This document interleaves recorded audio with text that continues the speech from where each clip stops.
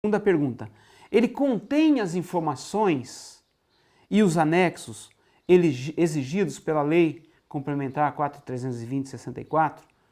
Perdão, pela Lei 4.320/64, essa não é complementar. E pela Lei Complementar 101.00?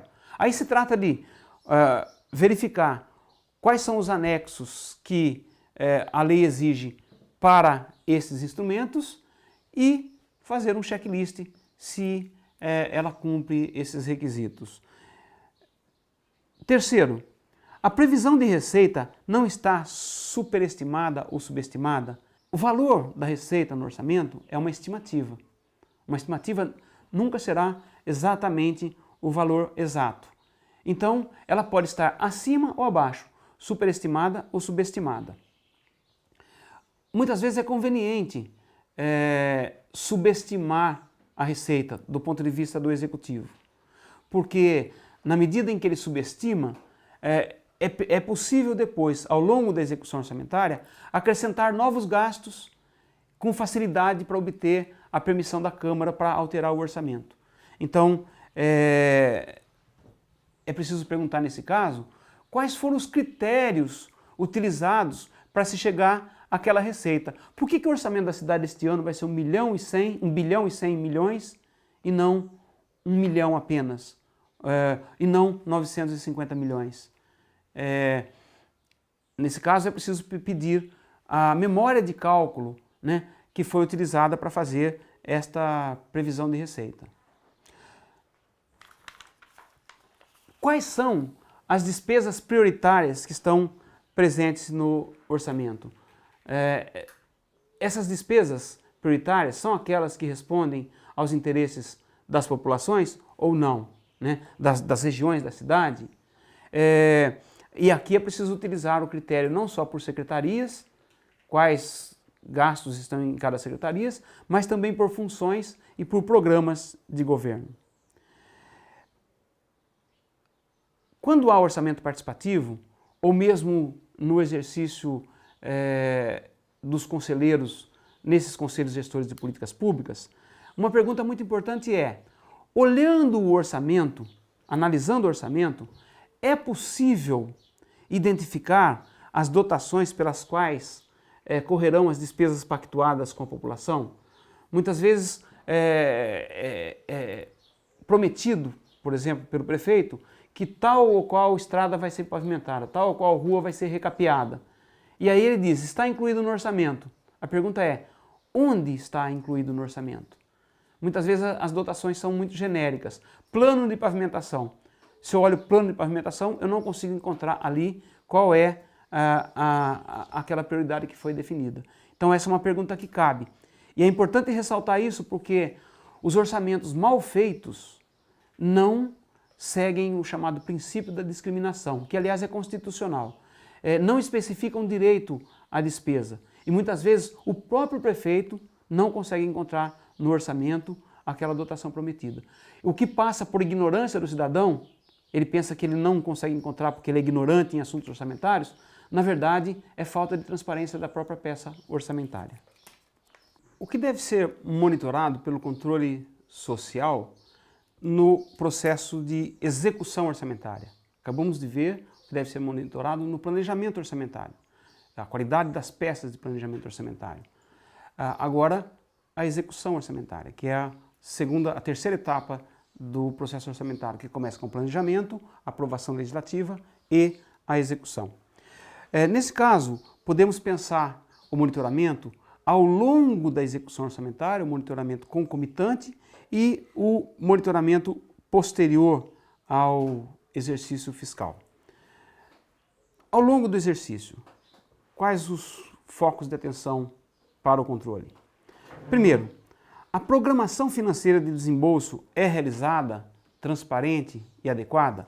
Aqui se trata do seguinte, existe uma previsão de receita e de despesa autorizada, despesas essas autorizadas pelo Poder Legislativo e que vão ocorrer na medida em que o dinheiro público vá ingressando nos cofres públicos. Portanto, há que fazer uma programação financeira de desembolso. A cada 2 meses a Secretaria de Finanças ou de Fazenda libera este recurso para que as unidades de gasto, as unidades orçamentárias, possam realizar as suas compras e pagamentos.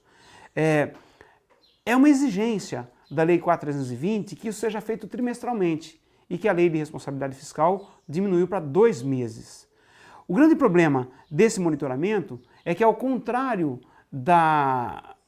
do que acontece nas peças de planejamento orçamentário de médio e curto prazo, não há que se fazer demonstrativos tão especificados e, portanto, é mais difícil de acompanhar. Porque se trata, na verdade, neste caso, de acompanhar o fluxo de caixa do governo. Então, primeiro é preciso saber se essa programação é feita e se ela é bem feita. E isso coloca alguma dificuldade para o controle social do gasto público, porque a transparência neste nível cotidiano é bem menor. Muitas prefeituras já estão colocando nos seus sites e portais a lista de compras feitas diariamente ou semanalmente. Essa é uma forma de aproximação desse fluxo de caixa que só pode ser fechada quando sai o relatório resumido de execução orçamentária e que traz, portanto, a situação das contas da prefeitura em um anexo específico.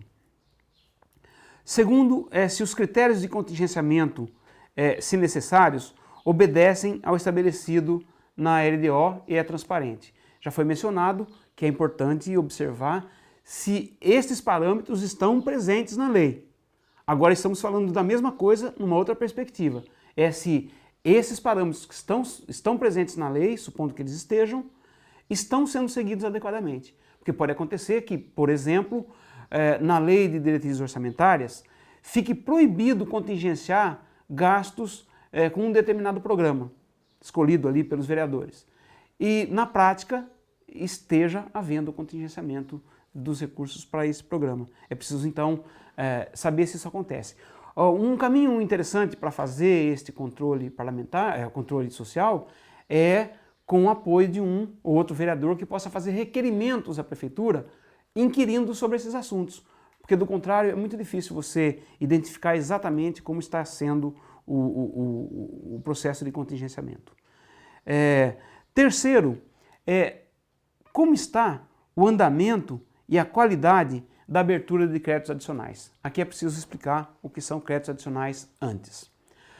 Uma vez que o orçamento é aprovado, existem os créditos orçamentários originais. O que são os créditos orçamentários? São aquelas dotações orçamentárias ou autorizações específicas que o legislativo dá para que o executivo gaste. Então, por exemplo, existe lá no orçamento 300 mil reais para a ampliação de uma escola. Esta é uma dotação orçamentária, né? É um dinheiro autorizado para reformar esta escola. Este é o crédito original para reformar esta escola. Começa a reforma da escola e percebe-se que ela vai, por razões justificadas, custar 350 mil e não 300 mil. Então, é necessário um crédito adicional, ou seja, adicionar mais 50 mil de autorização para que a Secretaria de Educação gaste com aquela creche.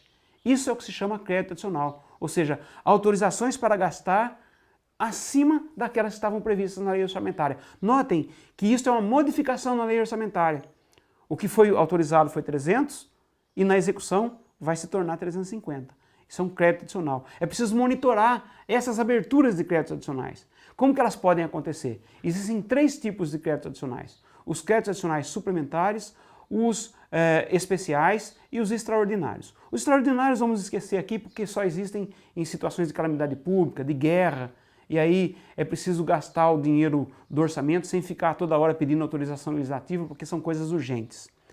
Agora, os 2 créditos adicionais mais importantes na nossa legislação são o especial e o suplementar. O crédito especial, vamos começar pelo suplementar, que é mais fácil. O crédito suplementar é o seguinte: existe a dotação para gastar, por exemplo, aquela creche, 300 mil. Estava lá previsto no orçamento, 300 mil. E foram necessários mais 50 mil. Então eu estou suplementando, por isso a palavra crédito adicional suplementar, suplementando uma dotação que já existe, crédito suplementar. Agora, um crédito especial seria o seguinte, a construção de uma escola que não estava previsto no orçamento. Então eu não tenho que aumentar o valor de uma dotação que já existia, eu tenho que acrescentar uma dotação no orçamento. Por isso é um crédito especial. Na legislação brasileira, o crédito especial só pode ser aberto por lei. O prefeito tem que mandar um projeto de lei para a Câmara pedindo para incluir no orçamento a construção daquela escola, R$500 mil. O vereador pode aprovar, como pode não aprovar. Então, há um controle legislativo muito forte para a abertura dos créditos adicionais. Potencialmente forte, porque se a Câmara estiver toda de acordo com o prefeito, vai ser fácil. Se ela tiver muita oposição, vai ser difícil. Mas, de fato, é a partir do legislativo que é possível exercer um controle ou uma restrição maior. Agora, o crédito suplementar também tem que ser feito mediante lei. Porém, na lei de diretrizes orçamentárias ou na própria lei orçamentária, pode haver um dispositivo autorizando o Poder Executivo a abrir esses créditos por decreto. Decreto é o quê? Uma lei que emana do próprio Executivo, não passa pelo Poder Legislativo. Enquanto que um projeto de lei tem que ser aprovado pelo Legislativo. Então, há um percentual do orçamento que o prefeito pode modificar sem passar pela Câmara. Por isso que é importante ficar de olho neste artigo da LDO e do orçamento, qual é esse percentual. Eu já vi uma vez 90%. Se o prefeito pode suplementar 90% por decreto, não existe orçamento. Então, tem que ser um valor razoável. Agora, a questão aqui para nós é como está o andamento desse processo de abertura de créditos adicionais. É importante o controle social sobre isso, por quê? Porque digamos que haja orçamento participativo numa cidade e o orçamento é aprovado, todo mundo feliz que as suas coisas foram contempladas. No processo orçamentário, os créditos adicionais desfiguram completamente o orçamento. Quer dizer, de nada valeu todo o esforço da população para participar do processo de elaboração orçamentária, porque ele foi todo desfigurado, através de um mecanismo que é permitido. Porque vejam bem, o orçamento é uma lei, a lei tem que ser obedecida. Como é que eu faço para não obedecer a lei? Era 300 mil para a creche, eu vou gastar 350, estou desobedecendo. Só que eu não estou desobedecendo sem tomar o devido cuidado. Eu mandei um projeto de lei, uma outra lei me autorizou a, entre aspas, desobedecer essa lei. Era 300, passou 350 com autorização de quem faz as leis. O Poder Legislativo que fez aquela lei permitiu que ela fosse cumprida de outra maneira. Essa é a situação. Então, o andamento e a qualidade da abertura de créditos adicionais é um foco dos mais importantes no monitoramento da execução orçamentária pelo controle social do gasto público. Outro é o andamento do cumprimento dos programas e projetos em termos físicos e financeiros. Ora, realizar o orçamento naquilo que ele tem de mais importante é manter a máquina pública funcionando com os gastos que já vinham sendo feitos e que nesse ano se repetem e ampliar programas de atendimento à população. Então, os programas que estão no orçamento estão sendo cumpridos? E aí, duas coisas são importantes. Primeiro, os programas que vêm para o orçamento são os programas que devem estar no PPA. Se eles estão bem desenhados no PPA, estão bem desenhados no orçamento. Se eles não estão bem desenhados no PPA, é preciso aproveitar o momento da feitura do orçamento para que eles sejam bem desenhados no orçamento. Então, que os programas sejam bem claros, onde eles querem chegar, quanto vai ser gasto, quais as responsabilidades envolvidas nele, como faço para saber se ele está andando bem ou não. São publicados ao longo da execução orçamentária os demonstrativos exigidos pela lei? Né? Aqui é uma coisa bastante fácil de monitorar. Não é? É verificar periodicamente no site da prefeitura, porque eles têm que estar lá. Antigamente tinha que ser publicado no Diário Oficial ou tinha que ser fixado na Câmara de Vereadores. Isso acabou, isso é passado, faz um ano que isso é passado. Né? Agora eles têm que estar disponíveis na internet. Então basta o cidadão visitar o site da prefeitura e verificar se os demonstrativos estão lá. E se quiser aprofundar esse controle, olhar os demonstrativos para ver se eles estão bem feitos, né? E analisar também o que está acontecendo com as contas da prefeitura, porque é possível fazer este tipo de análise de posse dessas informações. Também é importante analisar o andamento da receita e da despesa. Tendo acesso a esses demonstrativos, principalmente o relatório resumido da execução orçamentária, eu tenho ali quanto foi arrecadado mês a mês, quanto foi gasto mês a mês com cada uma das coisas.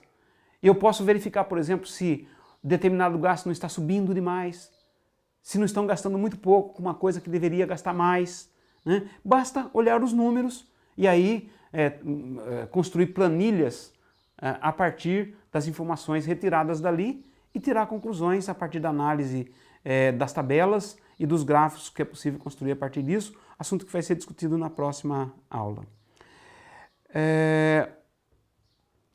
O andamento financeiro está sustentável, né? A despesa pública se realiza através de três mecanismos.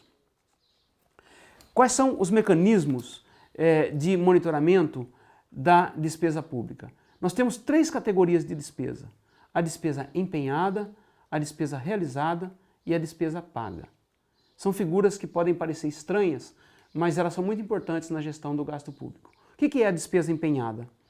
É quando o prefeito, por exemplo, decide fazer um gasto para reformar aquela creche de 300 mil reais. E ele contratou a empresa e as obras vão começar. Ele vai lá no sistema orçamentário, que hoje é informatizado, antes eram livros e fichas, e verifica quanto ele tinha de dotação orçamentária para gastar. Ele constata que são 300 mil reais. Ele já contratou a empresa e já pede a liberação de 100 mil reais para as obras começarem. Tinha 300 mil reais lá, ele tira 100 mil, sobram 200 para ele gastar ainda. Então ele onerou a dotação, né? Ele retirou esse valor. Ele primeiro verificou se ele tem autorização legislativa para gastar e se ele está gastando dentro dessa autorização. Ora, ele tinha 300 mil, vai usar 100. Se fosse 350 mil, ele não poderia, teria que pedir crédito adicional. Então, ele foi lá e empenhou. A despesa empenhada da prefeitura é a soma de todos esses valores que, ao longo de um mês, 2 meses, ou 3 meses, ou um ano, foram assinalados ali. Não significa outra coisa senão uma checagem que o prefeito fez, que o executivo fez, para verificar se ele pode gastar, se ele tem autorização. E aí registrou, né? Mas sem esse procedimento não pode existir gasto público. No Brasil, nós adotamos o princípio do prévio empenho. Então, o primeiro procedimento para gastar é fazer esse registro das dotações orçamentárias. É empenhar. Essa é a palavra muito importante na gestão orçamentária, assim como dotação orçamentária, já mencionamos. Empenhar. Empenhar significa fazer uso da autorização legislativa para gastar, por um lado. E, por outro lado, significa dar uma nota de empenho para o fornecedor que legalmente é entendida como autorização para que este fornecedor entregue o produto ou realize o serviço que está sendo contratado. Se o fornecedor atender a prefeitura sem esse documento, a nota de empenho, ele não tem o direito de receber